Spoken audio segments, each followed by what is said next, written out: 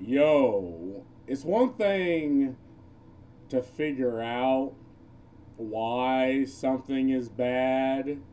Because, okay, you look at the people these companies hire, they come from other failed projects into this project and now it's failing.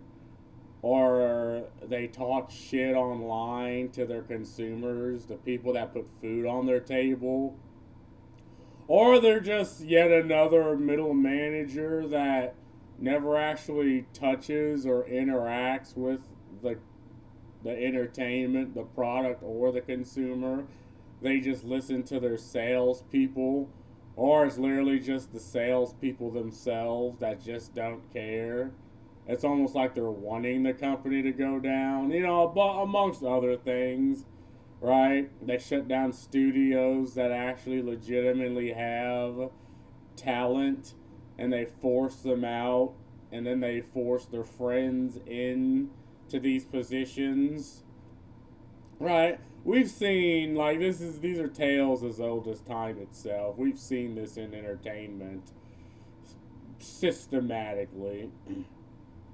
But it's another thing if they just straight up tell you why something's bad. They straight up tell you why Star Trek Starfleet Academy is just garbage. And when that happens, it's like you're hit with the 2 second stun. It's like, okay, so people don't fucking care for this. People are not going to care for this. But instead of dissuading them, you're using identity politics. And again, this is what people mean when they say identity politics. Not anything he says in this, anything Eric Anthony says here, has anything to do with Star Trek. It's just him filleting his own ass. And it's like my brother in Christ. What a lot of people need to understand when over these IPs is you don't fucking matter. Like, you are a nobody. You do not exist in the mind of the consumer. You're effectively the DM, right? In Dungeons and Dragons. Like, switch this guy out with any fucking nerdy fucking DM, and I guarantee you'll get just a better story with better characters.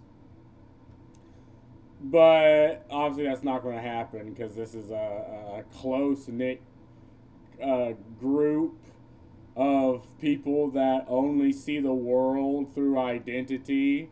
The same reason why they've kicked Markiplier off of having like Iron Lung being the first movie in America because he's not with the clique.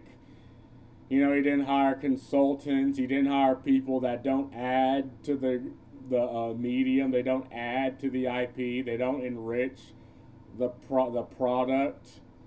They just cost money, and 9 times out of 10 they're also within the clique. Like, this is how the pyramid scheme is working, right? You create the problem, you fabricate the problem, then you sell yourself as a solution. You sell your friends or other people within this clique as the solution. And they hire consultants, which are also in the clique. They cross-reference journalists, which are also in this clique.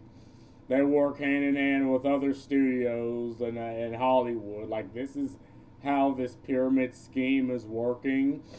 It's why you get just blatantly bad movies that exist.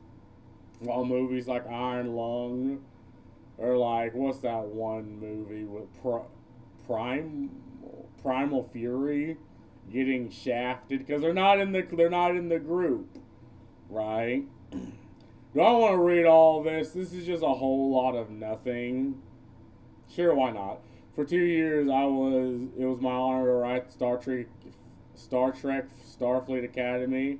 My first episode of the show aired today, and the honor has only deepened because the series dares with a setting populated primarily by immigrants, often staggering aliens, always undeniable human. It dares with a central institution that venerates the foreign born, treasures their starry treks, delights in their arrival, houses them from harm. It dares with a law enforcement protagonist striving to reunite a family she separated. It dares with a body politic seeking redemption for othering its neighbors. This is a whole lot of nothingness. What does this have to do? It's like, okay, it's clear you're adding real world politic into it, but it's not good. Like, I remember Star Trek being this space opera where they talk about, moral conundrums that could only exist in sci fi, in fantasy, that is far beyond anything you can understand because it's a fantastical setting. And it's like, okay, so how do we mull this over and talk about this? Like, how do we deal with the Klingons, whose entire race is dedicated to waging war, and it's their entire culture, and it's in how they interact with other species versus the Starfleet, which is this very diverse group of sci-fi, and it's like, how do these, like the Kardashians or the Bajorans, how do they interact after the Kardashians effectively enslaved the Bajorans' entire race, but now that war is over, but there's still scars from the past, and the Kardashians, they're still, a superpower, right? Like, how do we deal with, what are they, the fucking founders, which seek to effectively take full control of all of the Starfleet and the entire known galaxy, and they're an objectively foreign and powerful race. Like, how the fuck do we deal with the Borg, which is literally just the sci-fi idea of this unbeatable foe that they kind of written themselves into this story like wall because they're just so powerful. Technically, nothing can defeat them, and they're like these half machine, half organic, like fucking commie bots that want to assimilate all other species. How do we deal with them with the resources we have? Like, this is what makes. So, and then this creates drama. Like, drama is the essence of fantasy. It's like, what drama is in Starfleet Academy? I haven't watched it. I just assumed it was going to be bad. I watched Strange New Worlds, and the first season was fine, but every subsequent season after that was just bad. So I just assumed anything that started. And then there was what was that one movie I don't care about? Like, this is what made Star Trek good, but that doesn't seem to be what he's talking about. It dares, and it does so on the shoulders of immigrants or the children they raise, which includes the series creator Gaia Violo, my co-worker for these episodes, and the light of the writer's room. Our heads of production, born to Nigerian parents and born to lead. This episode starring actor Karam Diani, who is from West African. What does any of this have to do with Star Trek? Like, I get it. It's made by people who aren't from America, who don't have the mindset of Americans back then. The goofy, weird, philosophical nerds that existed and that made the previous Star Treks. that happened to be good. Well, I didn't really care for them because my whole thing was anything that was sci-fi is just trying to be Star Wars.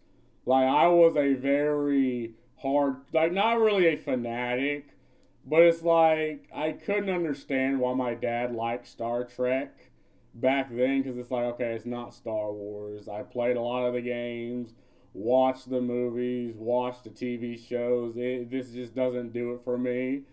And now I have a newfound respect for most sci-fi, at least older sci-fi, because it's written by people who, again, you have goofy scenarios, but they took these things 100% seriously. Like they didn't have any witty, ha ha, funny comics. No, they were dead serious because they were making entertainment and they had to act dead ass serious and respect what the fuck they were doing. Like, does the new Star Trek do that? I don't know. Like, people keep just giving me scenes. Like, one of the scenes is a woman who's a Starfleet captain, sitting hunched over in the chair, and it's like, you're a fucking captain. Like, the reason you sat with composure is so you can portray that to your crew and to everybody else. You're supposed to project strength and confidence, right? Like I'm looking at Deep Space Nine and like Picard and like Captain Kirk from even the older ones. Like, yeah, they're easygoing at times, but when it comes down to it, they're not fucking around. Like they're dead ass serious. They're going into these situations dead ass serious because they know they're shouldering the burden of their entire fleet on their backs, and they're not fucking around about that. Like the captain of whatever that ship was, again, I don't know, is not. And it's like, why would I ever respect someone? Why would I ever respect her if that's how she acts? It's like, okay, I guess she has the title. Congratulations. Fucking act like it. The list goes on. Whether first generation or from strange new soils, so much of the series is owed to people who boldly go to foreigners who write scripts, give notes, deliver dialogue, man cameras, design sets. There's a power in holding them close.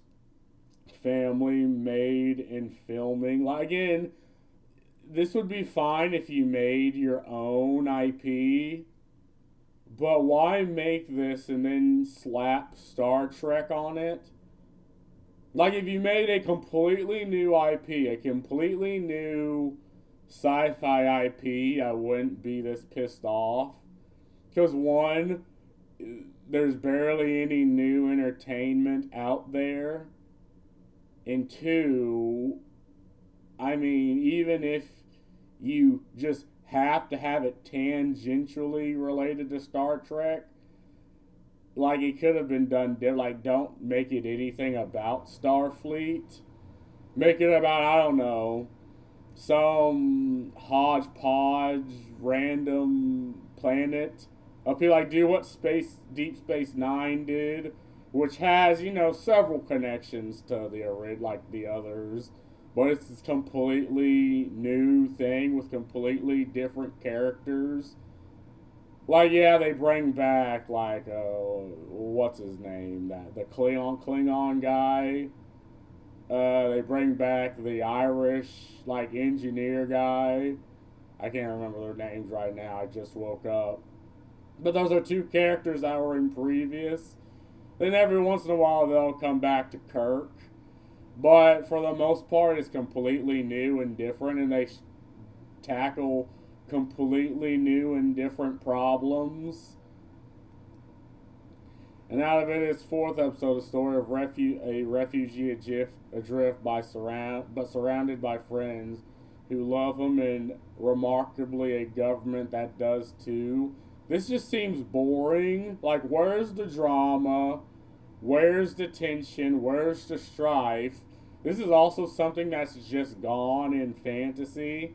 And this is why fantasy nowadays is just bad, because people want to write their own story in a fantasy setting instead of writing a fantastical story in fantasy, like being the DM that can completely create something new or familiar, but feels different. He's just trying to virtue signal here. Oh, there's refugees and immigrants in this. It's like cool, but this is just a bad story. Like, this is cool and all, but it's just bad.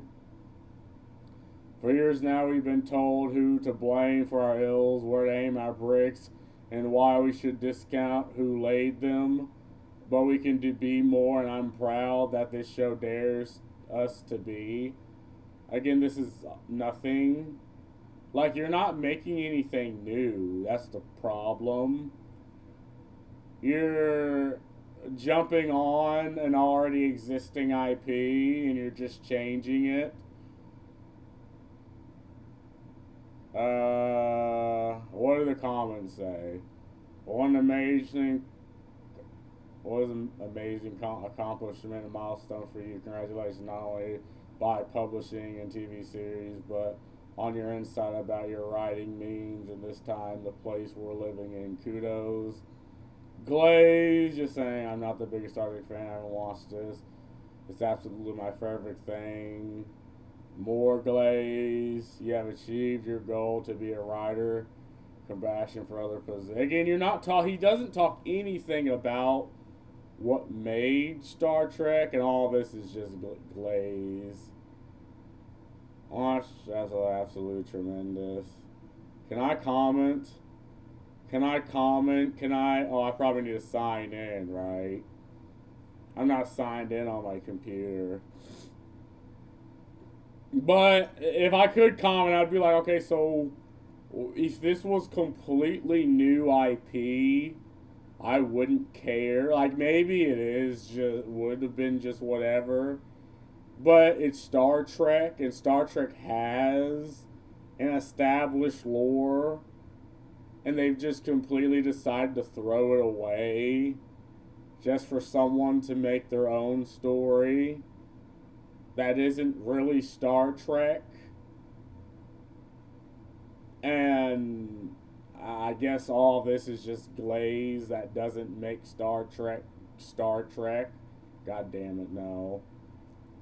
But anyway, I just want to look at this because, again, it's surprising if they just straight up tell you why it's just a bad fantasy, why Star Trek is just a bad, because he straight up tells you, it's like, yeah, we didn't actually care for what previous Star Trek did.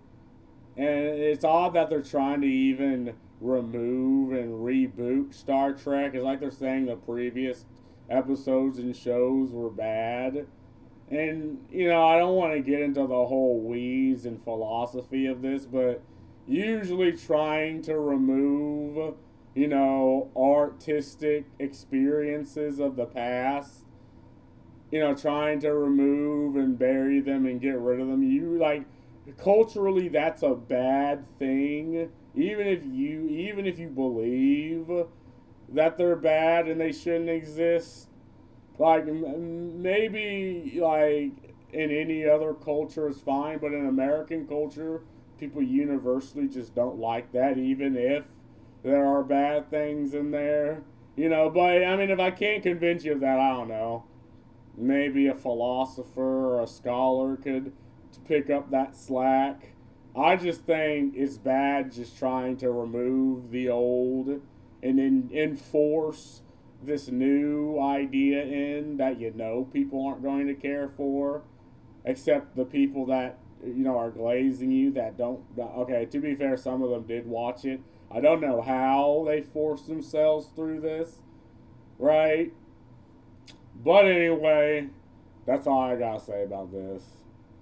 Peace.